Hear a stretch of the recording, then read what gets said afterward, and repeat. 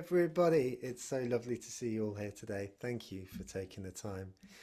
If you haven't already, do drop in the chat feature where you're watching from, as Vicky, as Dominic, as Chloe, as Laura, as Peter, uh, as Erica, and so many more have already done so.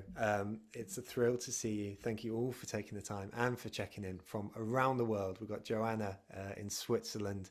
Um, we've got Claire in Cheshire and many, many more. I think I've seen the South Africa there as well, which is incredible. So thank you for taking the time today. And if I've got one ask, it's to keep that chat feature buzzing as it is right now. It's one of the features that makes these sessions so, so special. If you haven't already, don't forget to switch your chat feature to everyone so everyone can see your messages. You'll be able to see the instructions on my screen right now.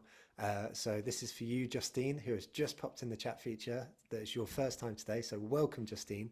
The thing that you'll need to do is head into your chat feature and you'll see a little toggle. If that presently says to hosts and panelists, switch that over to everyone so everyone can see your messages. And Justine, everyone will be able to say hello to you. So it's a real pleasure. Let's get going introducing our speakers today. So today we have Nick McMillan, who's the founder and CEO of Go Ignite. He's a legend, he's a kind man, and he's a lot of fun. Nick is a new friend, but we caught up the other day and I kind of left the chat with this sense that the stuff that is in Nick's brain deserves to be out in the community, specifically focusing on this challenge that we hear about all the blooming time at the marketing meetup, which is how do we get the rest of the organization bought into our marketing? It sounds like an easy question to answer, but it just isn't. It's come up every week for the past 4 years. So hopefully we'll have a good stab at answering that question for you today. Today will function as a presentation and then a Q&A. For regular attendees of TMM, you'll see that the Q&A feature, which is found in your toolbar below, has changed a little bit. You can no longer see the questions from the other attendees, which is pretty sucky. But rest assured, the questions go into there. So if you have any questions today, use the Q&A feature, and that will mean that we can get your questions answered at the end of today's session. Before we get going, I just want to say a big thank you to our featured sponsor this week, and they are Redgate Software. Now, Redgate are a lovely software company based in Cambridge. I used to work in their offices. For those who have been tuning in for the past 4 years, you would have heard me say that many times. And Redgate Software are presently hiring a comms and PR manager. So if you are looking for a role, especially in comms and PR, then head over to Redgate. Also, a big thank you to Frontify, Exclaimer, Sticky Beak, Planable, Cambridge Marketing College and Redgate. We'll speak about all of them more on rotation as the weeks go on. With all that said, now's the time to get going. So Nick, you are a hero for joining us today. Thank you so much for taking the time, and it's over to you, my friend. Thank you, Jay. I think that is possibly the nicest and the warmest welcome I've had a long time in kind of taking you through kind of presentations and insight and knowledge that we've all got. I'm slightly nervous about the fact that you've teed it up as this is something which comes up every week and I've got all the answers. but I think we got enough to kind of help people on the way. And let's see where we get to with the conversation. So thank you for that. As Joe says, I'm Nick and I'm the founder and chief effectiveness officer at Go Ignite. And essentially what we do is we help brands, we help agencies transform to a position of marketing excellence by helping them build a strong and healthy effectiveness culture. Over the next kind of 45 minutes or so, I'm going to demonstrate, hopefully, why building an effectiveness culture is important and a really good step in adding value to your business or to your client's business. I'm going to show you the building blocks that we use to take people on that journey. And as part of that, I'm going to talk a little bit about the importance of enabling better conversations, which is really important in any effectiveness agenda. And by positioning effectiveness in a way, then it makes it really inclusive. And regardless of the size or length of journey that you've been on your business, it is for everyone. And then I'm going to challenge you, I guess, finally, to kind of look up and out across your organization and see if you can kind of be the glue with marketing back across the rest of your organization. So that's what we're going to kind of take you through today. But I want to start with 3 challenges which set up the importance of why having an effectiveness culture is important. And challenge number one is the kind of old kind of efficiency versus effectiveness conundrum. And there's some research done, a bit dated, 2018, by Ubiquity in the UK market, but it's still increasingly relevant today, which shows that there is value being lost through businesses focusing on efficiency over effectiveness. And I guess what do we mean by the difference between efficiency over effectiveness? Well, efficiency is doing things really well. Effectiveness is doing the right thing. So you could be doing the wrong thing really well, which is why it's important to understand, well, what are the right levers to pull when you're driving value in your business? So that is challenge number one. Challenge number two, a bit more up to date, and this is the latest kind of research that's come out from Kantar. From Gartner, not from Kantar, which shows that marketing budgets are being reduced this year as a percentage of the revenue of the business. And in terms of where those budgets are being spent, they're being spent less on people and resources and technology, and it's going more into paid media. So marketing is having to work harder with less resource to deliver value back to the organization, whether that's your organization or whether that's your clients' organizations. But I think challenge number three is maybe where the really interesting things start to kind of be uncovered. And this is around the fact that if an organization focuses on efficiency, then it can create some really deep-rooted behavioral challenges. And this is where we see the biggest challenges with effectiveness cultures. So this might be siloed marketing teams working in isolation from each other. It might be a lack of effectiveness knowledge and experience from a people perspective. We're seeing inefficient and unstructured ways of working and unclear processes. And individual measurement and insight programs providing multiple pictures of marketing performance. These are all kind of quite deep-rooted ingrained problems that we're seeing is being accelerated as a result of COVID and coming back to ways of working. What we're seeing as we go into organizations, that marketeers and other departments within organizations are very head down, very task focused, just getting the jobs that they need to get done and passing it over to someone else. So that there's no one, or there's a real challenge with kind of linking things up from what you're delivering from a marketing perspective and how that delivers value back to an organization. So that might be politics, it might be ways of working. And we're seeing this as a real challenge at the moment. An example of kind of siloed marketing behavior, which was one client that we were working with last year. And this is a kind of an old kind of problem around the differences in behaviors and focus of different teams. Having a brand team responsible for building kind of brand experience out across all touch points, having kind of commercial teams having responsibility for the P&Ls, and people not meeting in the middle and not working together to kind of join up and go, well, actually, we're one marketing department. We need to be working together to create an integrated solution to the problems that we're seeing. And what that meant was it causing kind of confusion within the organization. Both teams had a really strong relationship with finance. So both teams from within marketing were individually going to finance, saying we both got this challenge. We both want the money to tackle the challenge. So whether that means kind of creation of a more brand-led campaign or the creation of a more direct response campaign. And essentially what this meant was that there were two consumer-led TV campaigns running at the same time, and the CEO had to make a call about which one to stop and which one to go with. And that's not great from a marketing perspective, where you've got different teams in an organization essentially working against each other to try and tackle business challenges. And I would kind of argue that marketing's role is to be the glue within an organization. It should be the team that has influence across all parts of it and bringing people together in a way where it's delivering what people expect from marketing. So some interesting kind of challenges in there, and it'd be interesting to kind of get everyone's take on whether they're seeing similar challenges within the organizations you work with or organizations you work for. So I guess, how do you overcome those challenges? And this is where it starts to get a bit more kind of interesting and a bit more cultural focused. We're seeing a bit of an evolution around effectiveness at the moment. So there's a lot of kind of talk around marketing effectiveness and what it is. There's a lot of talk about effectiveness culture and how that aligns with marketing planning.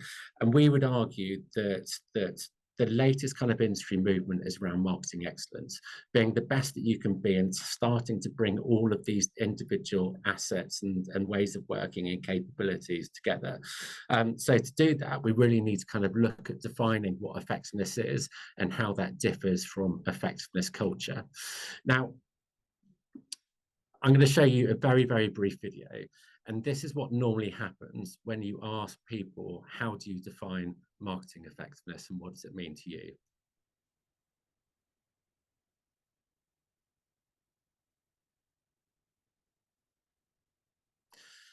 Marketing effectiveness and classic Monty Python, the Olympics, ready, steady, go, everyone runs in a different direction. Marketing effectiveness means different things to different people. It means different things to different organizations. It means different things to different teams within organizations. And this is the challenge with it.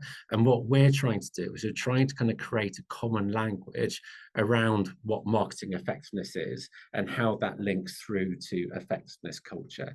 And we work at an industry level with one of our partners, the Institute Practitioners of Advertising. We work with WARC and with WFA to try and get this language consistent when we're talking around what is effectiveness culture, how does it differ to marketing effectiveness, and how do you then build a strong effectiveness culture. So to us, marketing effectiveness has to be about the business value that's added from marketing activities. That's the money game. That's why marketing is doing what it's delivering, to deliver value back to the business. But the culture then is around the ways of working, and it's the process of improving business performance from marketing activities, and it's made easier and more impactful by people, by data tools and measurement, and having a strong and clear focus. It's a long and wordy definition, and kind of don't make any excuses for that, because when you explain it in that way, when you describe it in that way, then it starts to identify what the pillars are of effectiveness culture. So we've spoken about it being about focus, people, process, and insight and measurement, which is the updated version of data tools and measurement. Focus is around having a clear understanding of what marketing excellence or what marketing effectiveness is and the value that it will create for your organization. So it creates clear buy-in and support from across the organization to what your excellence and effectiveness approach will deliver for you. That's basically a proxy for getting organizational support, buy-in and alignment, and in an integrated way, you're getting teams to deliver against what marketing excellence is going to create for you. The people side is around creating the confidence and experience for individuals to perform to the best of their abilities in their role. So that's training, that's development, that's creating the right skills for people to be as effective as they can be in their jobs. Process, and this is the always on bit, which is your planning processes, whether that's quarterly, whether that's annual, whether that's campaign led. But it's about having a clear stage to each of those processes where there's clarity around the roles and responsibilities, who does what, what's needed at each stage and what should it deliver, i.e. the inputs and the outputs, and what do you need to do to move on to the next step. And then finally, you've got the insight and the measurement, which is around kind of providing an impactful consumer and marketing evidence and insight to help better plan, predict, and measure the impact on marketing activities. And that's based on quality, timely, and relevant data. Now, over the last kind of 12 months or so, there's been a bit of a change with effectiveness culture, where we used to kind of explain it as if you perform well, or how well you perform against each of those pillars sets your effectiveness culture. But what we're seeing now is that effectiveness culture is actually a thread on its own, and it then plays out across each of those different pillars. And that is this kind of framework, which we're now calling the marketing excellence framework, because it is empowered by effectiveness culture, and it enables you to understand then across each of those different pillars, what are the things that you need to do to be in a better position to deliver marketing excellence. Hopefully that's clear. But what we can see then is that as we kind of go in and talk to organizations around each of those different areas, then there's some really kind of common themes that are coming back out around the pain points that you need to overcome to unpick what you need to do to build a strong effectiveness culture. So whether organizations being kind of impacted by transformation following COVID, misalignment between teams, fear of failure, and more kind of culture-led pain points, lack of adequate effectiveness training or learning, agenda being delivered from one place. We quite often see that effectiveness, there is one person in big global organizations and they're being asked to deliver an effectiveness agenda, which isn't really setting people up for success or an organization up for success. Lack of visibility of marketing plans, unclear, unmanaged marketing planning processes, poor quality of conversations. They're all things which make decision making harder to do. And then if it's not backed up with strong evidence, with things like lack of linkage between brand equity and commercial performance, you can't really start to pull different teams together to show why should you be working together, why should you be creating one plan, and then lack of kind of consistent measurement of marketing activity. These are all kind of common challenges that we're seeing organizations, be it kind of brand, be it an agency, tackling at this point in time. But what we're seeing, and this is one of my big bugbears and makes me angry, is that effectiveness is still being positioned just as measurement or just being positioned as a marketing mix modeling piece. And the cultural point of view is that you need to understand how, when you deliver a framework of more consistent measurement, how you deliver something which is going to tell you how to better invest your money to deliver a better return, how does that change the decision making that already happens within an organization? Now, kind of, I think Joe alluded to it in the invite to this webinar. My kind of experience is born out of working in deep, kind of complex organizations. I set up the effectiveness function in O2. I've helped kind of deliver effectiveness through analytics and Samsung across Europe. The amount of times that we had people coming in and try to tell us, if you deliver this, this is what's going to be the change, without getting organizational buy-in behind what that project will deliver, without understanding how it'll shift decision-making. And if you just focus in on measurement, it's not going to get anywhere very quickly. Measurement is a great place to start, but how does that enable you to do better planning up front? How does that enable the people that you're working with to help build the best plans, the best content, and create confidence that the plans that you're going to deliver are going to work for you? So when we're talking about effectiveness, we're talking about the end-to-end marketing planning process. And this is really important to it, is what's the intention behind your effectiveness culture? And there's two sides to it, and this is kind of maybe being a bit flippant, but there's the police state side of it, which is the judgment side of, as marketers, you said you were going to deliver this and you didn't, therefore you're not doing what is expected of you. Or there's the helpfulness side behind things, and helpfulness is a really good principle to bring into your effectiveness culture, and is one of those kind of words which just really softens the language of effectiveness and helps marketers kind of understand, actually, from an effectiveness point of view, you're helping people create rather than telling people whether they've done a good job or not. Now, a classic example of this is an organization that we've been working with where there was a real fear of failure because it was more of the judgment side of effectiveness culture. People weren't willing to share results around whether they were working or not working. What they were willing to do was cherry pick the things that they could say, yes, we've done this and it's working really nicely. And in that position as a business, you don't really understand what you need to do to be better. And this is where helpfulness comes in, is that if you can create a culture of helpfulness, or other people call it learning as well, then actually it really kind of softens down the impact of, well, if things aren't working, How do you spot that early, and how do you change it so you can actually be in a position that you're going to make things better next time? And that really kind of helps come over that fear of failure, and helps put effectiveness into not just a scorecard, not just an analytics piece, but it puts more emphasis on people working better together across marketing to be in a position to say, we've got the right plans, we think it's going to deliver this, and we're going to tell you if it has or if it hasn't. So it starts to get you thinking about the decision-making heartbeat of an organization, and feeding the right conversations at the right time to be able to learn and to be able to kind of do better next time. And one of the case studies I want to walk you through is the work that we did when we set up effectiveness as a function in O2, which sat within the marketing directorate, but it's kind of independent. It's sat to kind of serve all the organizations. Now, we kind of set up effectiveness function O2 to do two things. Firstly, we took the pain points from the CMO, the urgent kind of pain points that she didn't have answers to, and said, how do we fix those?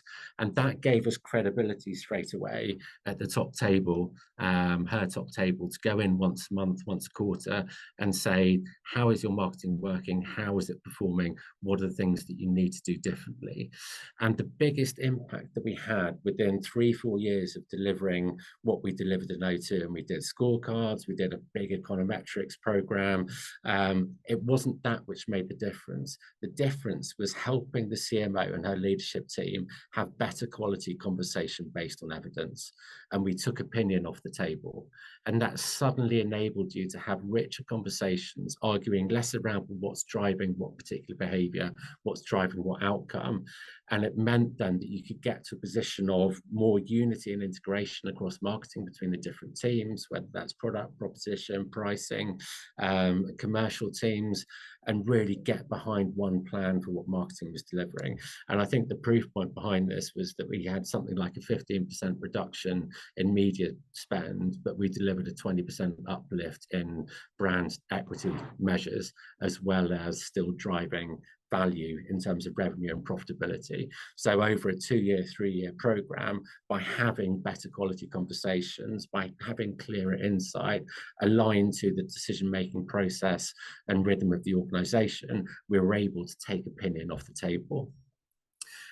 And this is something that we're seeing today, is that the biggest conversations that we're being asked to have, and this kind of might resonate well with you, everyone kind of, I think a lot of people are aware of the long and the short of it, and the work that, this is a bit of work that Dan White, who's a kind of illustration artist of kind of marketing principles, has pulled together with work that he's done with kind of Tom Roach and Grace Kite, which shows that we all know that there's a balance to be had between sales activation and brand building.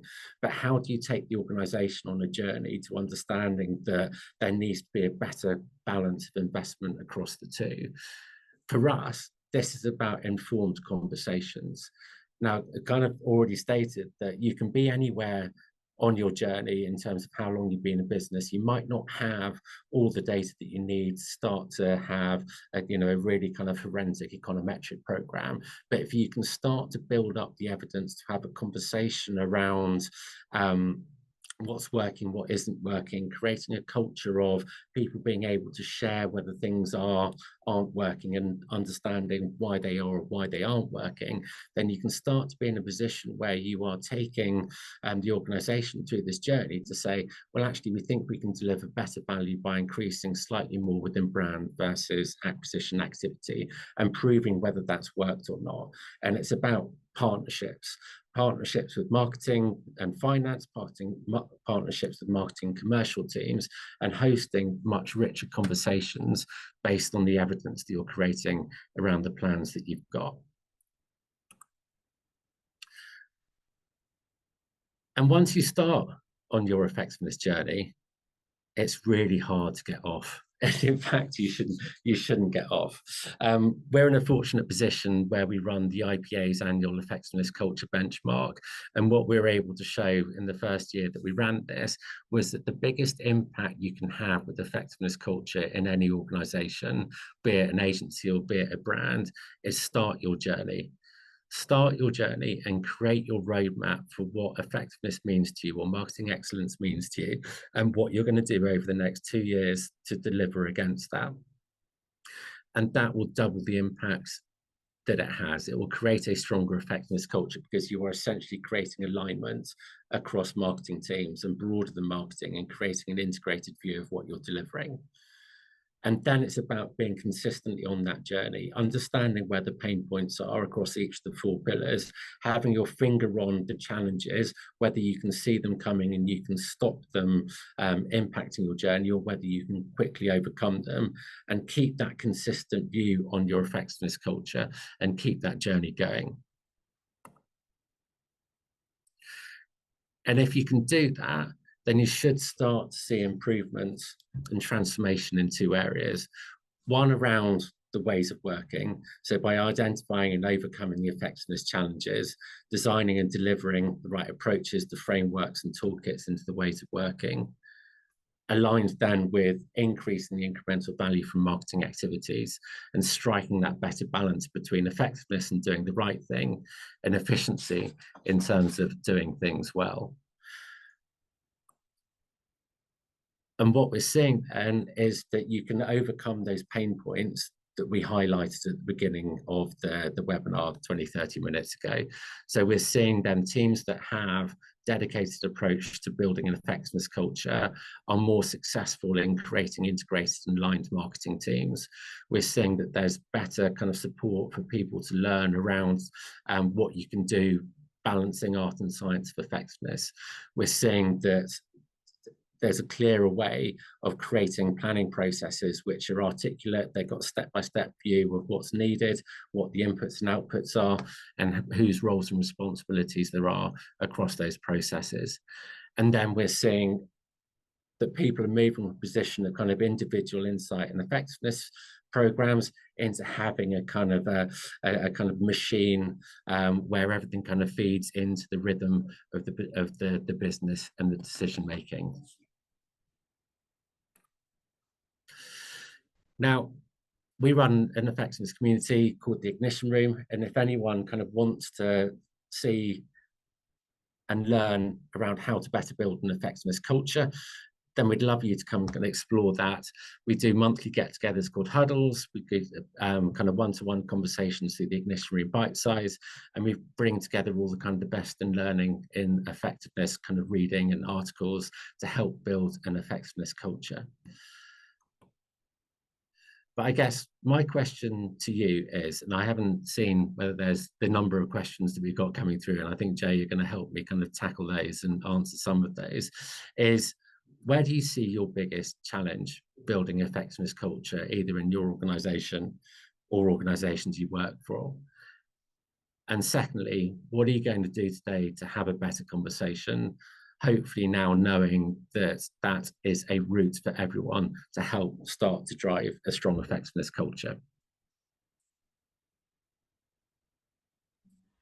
Wonderful. Mate, thank you very much. That was Whistle stop tour. That went very quickly. So I it hope did. we got some good questions coming through. We do have some good questions, and you prompted some really great chat as well in the chat feature today as well. So thank you everyone for contributing in there as well. I think that's, you know, endlessly interesting. Just hearing some of the pain points that folks have shared throughout the duration of your presentation today. And there are a few excellent questions, as well as probably some lesser good questions from myself as well to deep dive into what you've been speaking about today. So thank you first and foremost, and it's well worth looking at those 2 questions, because I think it's all well and good sometimes watching these presentations, but then to be provoked to actually do something off the back of them, I think that's a wonderful touch there, Nick. So thank you very much. Let's get going with the questions, and the first thing that I wrote down, and if you wouldn't mind stopping sharing your screen, Nick, then we can see your face too. So the first question, because I found your framework on marketing excellence culture is really interesting. The fact that you broke it down to focus, people, process, and insight and measurement. The thing that struck me was, and maybe this is incorrect, but you can correct me, but the focus element of it, where you're speaking about getting a joint understanding of what marketing excellence can bring to your organization, feels Yeah, like super collaborative piece where people are sat down in a room together, they're having a conversation. So what does good marketing look like in our organization? yeah, Whereas the other three, so the people, process, and insight, seem to be a little bit more like, okay, how do we go about delivering that, almost to a certain extent? yeah, So to nail in on the focus point, because that feels really interesting if we're answering the question, how do we get yeah, the organization bought into marketing? Um, how have you had some really successful focused based conversations, yeah. which brought together that joint focus for, for organizations? It's it's a fascinating one, and I love getting in underneath the skin of organizations and finding out what makes them tick.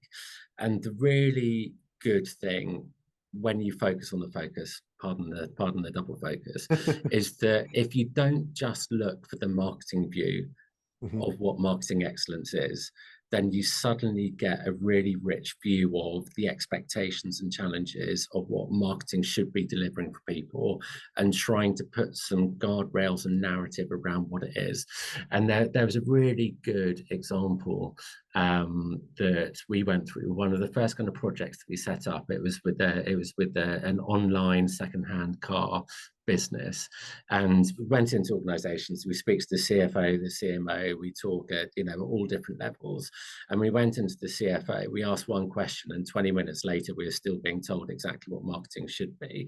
And it was fascinating, because his expectation was that marketing should have a view across every kind of operational bit of what the organization should do, whereas marketing's view was a bit more, actually, from where we are as a business, we need to focus on just really creating strength in our brand, being really clear around what we offer, the strengths of it, rather than having a view on, for example, the range of cars that we should have in stock, which are then going to impact the visitor quality onto the website, for example.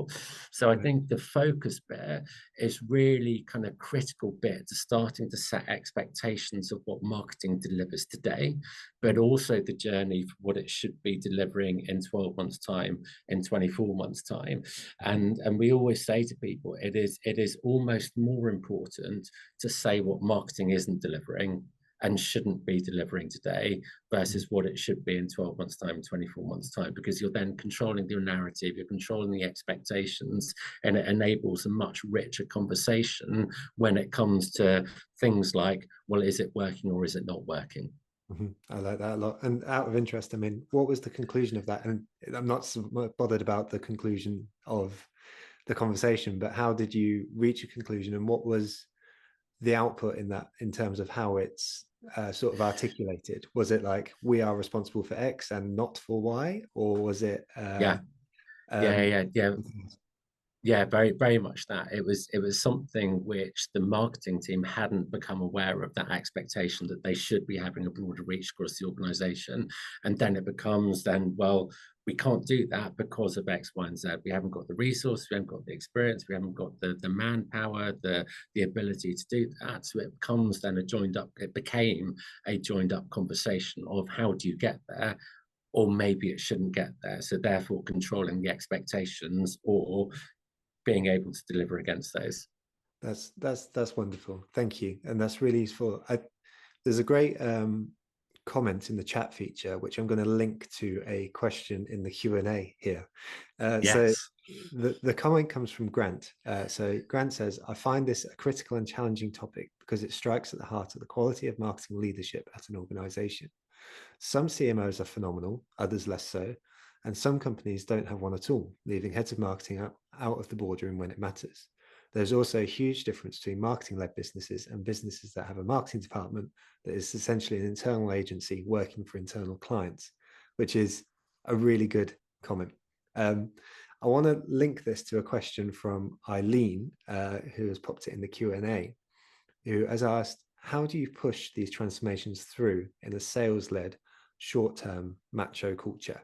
And I think the reason why I linked those two together was that a Grant sort of points out that different cultures exist, which may not be consistent with a good marketing culture, and then Yeah. Eileen appears to be living in one.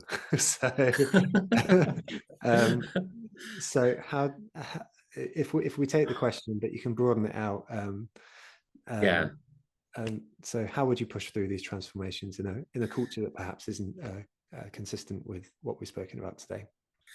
Yeah, I think I feel your pain on that last one, around the kind of macho kind of commercial cultures of organizations, or the drug of performance, or however you want to call it. I think in our experience, the only way to start to do that is firstly kind of not shy away from the conversations. I think by not being in the conversation and not understanding why they believe kind of performance or commercial focus is a stronger and better return for the business is critical. But secondly, kind of build up those small incremental proof points which tell them otherwise, and keep coming back and being part of that conversation. Now, it does require strong leadership from the top. It's increasingly hard if you are building an effectiveness agenda, or you're, an excellence agenda, and you're trying to change those conversations at a working level, because without evidence, it's just opinion versus opinion. An example I can kind of give of this, we've been working with a big global organization, so perhaps less kind of, yeah, as the culture was described in that second point. But what we saw was there was a big gap between central global teams telling local markets, you've got to grow the brand and you've got to do it in this way, in a way of kind of building brand affinity, and local markets saying, well, actually, we've got no idea what brand affinity is, we've got no idea how to build it, but we've got these sales targets and we're going to focus on delivering against those sales targets. Now, in that organization, kind of the recommendation was, well, actually, you've got to create meaningful brand equity. So in that situation, we kind of understood that their brand health studies were once a year, which is fine for kind of giving you a sense check, a temperature check, but it doesn't give you a view of how does marketing drive brand, and building those evidence points to then link it to your commercials. And that's part of the conversation which you need to then have to say, look, you might not be able to influence those conversations today, but if you build up your capabilities, as you say, by focusing in on kind of the people, the processes, the insight and measurement, in 12 months' time, you can start to have those conversations. And that's the value of the conversation. You don't need to be in a position to evidence everything today, but you need to be in a position to have that conversation. I love that, and it strikes me as you speak that I actually like the optimism, the optimistic tone of it. And I'm not saying optimism in a Not blind optimism. yeah, exactly. It's optimism in the sense that this can be achieved. It also strikes me as you're speaking that there may be some organizations and even some people watching in today who are like, there's no way we can have that chat, one way or another. Yeah. And I guess, in the past, we've had marketing leaders come on the marketing meetup and say, well, that's your opportunity to leave, and I appreciate that's, sort of very privileged advice to give in what is a rough market. But I mean, have you ever been able to surmount those odds and found those cultural organizations where it just doesn't work and do you just have to give up sometimes? Or is it surmountable in all occasions, I guess is what I'm trying to ask. I have had a brutal experience in an organization I've worked in where everything we tried failed to create an effectiveness agenda. And whether that was because we kind of went too big and tried to kind of look more transformationally around kind of the ways of working in a big Asian global kind of powerhouse and trying to kind of nudge and change kind of behaviors, that didn't work. But I think the best advice I give from that is there's always one way to crack a nut. Mm-hmm. And it's just finding that way, which is speaking the language of the person you're trying to influence, and being able to say, do you know what, we may have spent 6 months believing that this is the way to do it, But as effectiveness people, we've got to be reflective of our own behaviors as well around effectiveness culture, because it's around ways of working. And if what we think isn't helping drive better decision making, then you've got to find a different way to do it. So we kind of reposition from trying to kind of launch a European wide marketing mix program to then delivering a European wide business intelligence platform, which didn't look at effectiveness from a value creation point of view, but looked at a value in terms of the amount of man hours we saved, in terms of the reporting that we stopped. And that suddenly spoke the language of the organization. So it's kind of that balance between what you know is best practice versus how you know the culture of organization and knowing what's going to work and finding that middle ground. But you've got to have the resilience, you've got to have the patience, and you've got to have the motivation to do it. Yeah, love that. Thank you. That's really helpful. And I liked your point there, because you sort of spoke about going really big on something. So here, Rob in the chat, who is himself a fabulous strategist, who we will absolutely get on the marketing meetup one day, says so many successful businesses / CEOs think of themselves as ambitious, risk-taking leaders when they're really complacent, cautious copycats. Every marketing body should have a 10% line for total have a go experimentation and call it the Pioneer 10x Fund. How can the CEO say no to that? And it's like, I love that, because I guess that speaks to a small something that could be the gateway to a big something, which speaks to your point, which it is, but that's the blend of the art and science as well. And there's so much of what is annoying about effectiveness is if you just focus on the measurement, you just focus on the analytics or the marketing mix, or however kind of people tend to start with effectiveness, that doesn't look at innovation. It only kind of helps explain what's happened previously, and that's great from a confidence point of view and a credibility point of view, but you should be doing that to enable better. And that's where it comes back to helpfulness. And if you can kind of position it as all we're trying to do is give you better confidence that something's going to work, then that's a different conversation. I love that. And you're so right. And using words like helpfulness and confidence and conversations, I love that, because it is easy to overblow these things sometimes. But what you're speaking to there are three very human, two emotions and one act of very human things, which is beautiful and important, so thank you for highlighting those, because I think it's easy to get lost in the theory sometimes, but what we're trying to generate are very human things. Totally. Let's take the next one from Catherine. I think Emily in the chat might have lent on their keyboard. So let's take the next question from Catherine. So Catherine says, long sales cycles time can be a challenge to proving marketing effectiveness in B2B markets. There are likely so many different touch points that impact the ultimate sale. Any advice for B2B marketers here? I feel pain on that one. Our lead time is anything between about kind of 2 weeks and 2 years. I think in that situation, I think that there's knowing you're doing the right thing and proving that you're doing the right thing, and having the kind of the feedback loops to know then why things are or aren't working. There was the B2B LinkedIn Institute is brilliant for creating some nice kind of stats, and the one that always resonates with me is that there's only kind of 5% of your market looking to buy at any one time, and that goes down to 3% in a recession. So we're probably still at that 3% line at the moment. So I think it's listen to your feedback loops, where ultimately, you know what the end goal is in terms of revenue generation, but what are the things that you can measure, which are kind of critical steps or gates to get you to that sale, which you can measure it more in real time to show that you're doing the right thing and it should get you there.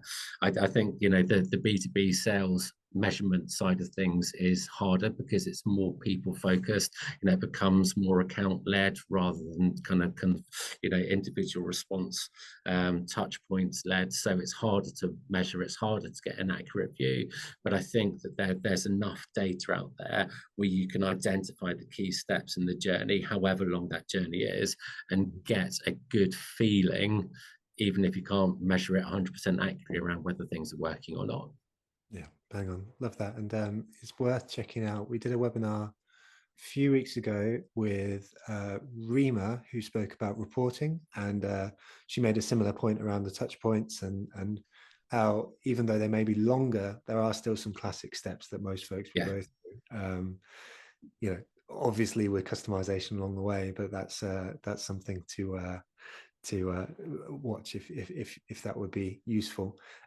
By the way, having picked up on Emily's comment in the chat feature, she subsequently followed up and said, "Sorry, 18-month on lap." And like, Emily, I just want to point out, you do not need to apologize for having an 18-month-old on your lap, because blimey, feel that pain. And like, I have done very many things very similarly over the course of time. They're very welcome, and thank you for starting them young in the marketing meetup as well. So that's a lovely thing. The next question comes from James, who made this question quite early, and I think we've covered quite a lot of it already in our discussion. But James has named 4 conditions nonetheless, and I just want to get your viewpoint on whether these conditions are necessary and whether you agree or disagree with James's statement. So James says, really enjoying the presentation. When it comes to effective marketing effectiveness, but to deliver this, do you need 1, a business and leadership that values marketing, 2, a leadership that invests in the marketing function, 3, that they have a collaborative business culture that empowers functions and all employees to deliver across clear strategic objectives and KPIs, and 4, this leadership that empowers marketing to be involved in cross-functional projects. Are they all strictly necessary to be able to deliver a marketing effectiveness culture, or can you get by with one of those, or none of those, or so on and so forth? Sorry, there's a long question. So no, it is. I'm puffing my cheeks and thinking on that one, because I kind of, my flippant answer would be, show me an organization which has got all 4 of those. and I think you'd probably be able to count them on one hand. I don't think you need all of those, but I think you need to strive to improve them, I think is the shortest answer I can give on there. I think what we've been able to prove through the work that we've done with the IPA to look at the strength of effectiveness industry is that it is always a stronger effectiveness culture if it's a top-down led approach, and that isn't just from marketing. It then kind of creates then an even stronger culture if you've got finance and marketing working together to deliver your effectiveness agenda. So I think that in whatever form, you need to have leadership investing in what marketing excellence looks like, and then you can work on the collaboration, you can work on the empowering, because that sits across all different levels of a marketing organization. The biggest challenges that we're seeing at the moment is getting things, effectiveness principles, effectiveness ways of working, getting that embedded into the day-to-day working of teams. Organizations can understand the value of effectiveness, and you can have a nice presentation which is created by consultants, I say that very tongue-in-cheek, who can tell you what effectiveness is going to deliver for you. But until you get that working individually at working level across teams, across departments, where there's collaboration, where there's leadership with a small L, it doesn't need to be hierarchical leadership, then that's where things really start to make a difference. So I think you should aim for all 4. Don't think about it in terms of, other than buy-in kind of hierarchically, you can lead. And I think that's what we mean by challenging you as everyone kind of signing up for this webinar and watching this, to say, how do you look up and out across the organization, knowing that most marketers, or a lot of marketers, are head down, getting tasks done, moving on to the next person. How do you take that position of leadership? How do you be more collaborative? And how do you empower the next person you're sitting around to be better, more effective, more excellent at what they do? That's wicked. I absolutely love that point. Like, leadership with a small L is a fabulous way of putting it, and thank you for making that point as well. That's dead useful, actually, and like, it does feel very empowering, and like again to reinforce that message about looking out um, feels really, really useful. So thank you. Actually, as a small plug on that, our next season of webinars is actually going to be getting non-marketers to come in and speak to the marketing meetup community about their jobs Brilliant. and what what they do and the concepts that marketers should hopefully know about their job. So I'm hoping that's going to be really useful in that world as well. So that'll be announced in the next week or so. Um, and thank you, Will and Montserrat, for saying that's useful, because I hope it will be. um, Picking up on the leadership with a small L stuff, I think this might be the same. Leadership with a small L might be the answer to this question, but I think it's a brilliant one nonetheless. So the question comes from Anonymous, who says, "This has been incredibly interesting. I'm the marketing manager in a small company that is willing to look at having a marketing centered culture. Leadership is on board, but how can I get buy-in from the rest of the team who are more skeptical?" So it seems from a hierarchical perspective, they've got the buy-in, but maybe not necessarily from the rest of the company. So is that a continuation of what we've been speaking about, or are there any more tactics that you could sort of suggest for Anonymous here? I yeah, I think it's a continuation. I think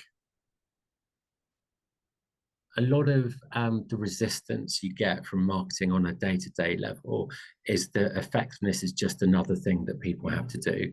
If it feels like you are just landing more things into people's job description or more things for people to do on a day-to-day basis, that's where you get the resistance, and that's the bit that you need to kind of navigate around, which is why it then comes back to helpfulness. If you're helping people make easier decisions, you're helping people better understand what it is that they need to do to deliver what's asked of them, then that's the kind of the key to getting there. But I think what we've seen really work is the point effectiveness of champions. You know, have different people from different teams who get together once a month, who can see where the pain points are around your effectiveness culture, who have responsibility for driving it through their teams and bringing it together.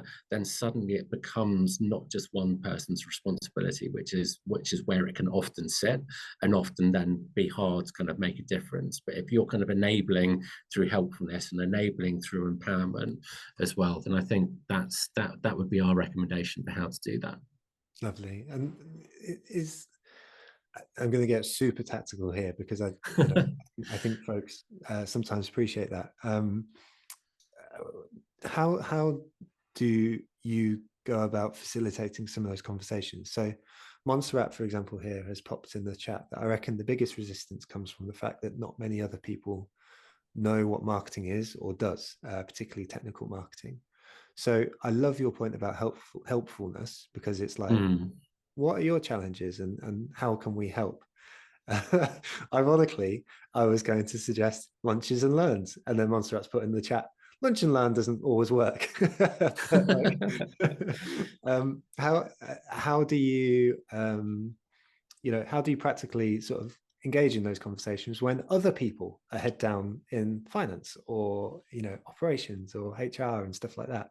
Are you sidling Yeah. up to their desks? Are you saying, how can I help? What does that look like on a very, very tactical, very specific level? I appreciate it's very micro rather than macro. Yeah. Maybe this will answer it, maybe it won't. I think the biggest